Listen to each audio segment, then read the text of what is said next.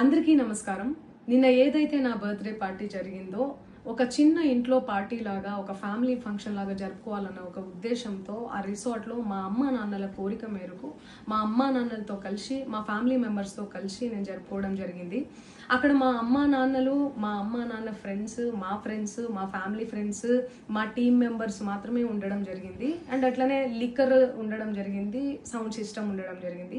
So sound సిస్టమ్కి లిక్కర్కి permission తీసుకోవాలని చెప్పి నాకు అస్సలు అవగాహన లేదు, ఐడియా కూడా లేదు. అది అనుకోకుండా సడన్గా ప్లాన్ చేసుకొని వెళ్ళిపోవడం జరిగింది అక్కడ.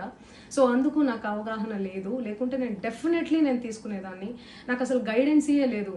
ఎవరైనా గైడ్ చేసినా కూడా నేను పర్మిషన్ తీసుకునేదాన్ని, లేకపోతే నేను ఎందుకు ఇలా తెలిసి చెయ్యను కదా. సో ఇదంతా ఇలా తెలిసి అయితే నేను తప్పు చేయలేదు, తెలియకుండా ఇది జరిగిపోయింది. అండ్ అక్కడ లోకల్ లిక్కర్ తప్ప అసలు వేరే ఏ ఇతర పదార్థాలు, మత్తు పదార్థాలు కానీ వాడడం అసలు జరగలేదు. అక్కడ దొరకలేదు కూడా, పోలీసులు సెర్చ్ చేసినా కూడా.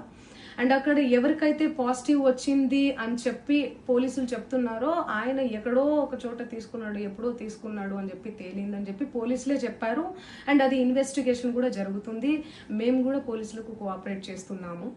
అండ్ నేను ఎందుకు ఇలా చేస్తాను, అసలు నాకు తెలిసి ఎందుకు చేస్తాను, మా అమ్మా నాన్నలతో దట్టు మా అమ్మా నాన్నలు పెట్టుకొని ఇలాంటివి నేను ఎంకరేజ్ చేస్తానా, ఇలాంటివి చెప్పండి. అండ్ ఒక రోల్ మోడల్గా, ఒక ఇన్స్పిరేషనల్గా ఉండాలని అనుకుంటాను, కానీ నేను ఇలా ఎందుకు నేను చేస్తాను. సో ప్లీజ్ దయచేసి మీడియా మిత్రులకు నా విన్నపం ఏంటంటే, ఆధారాలు లేని అభియోగాలు నా మీద అస్సలు మోపద్దు ప్లీజ్.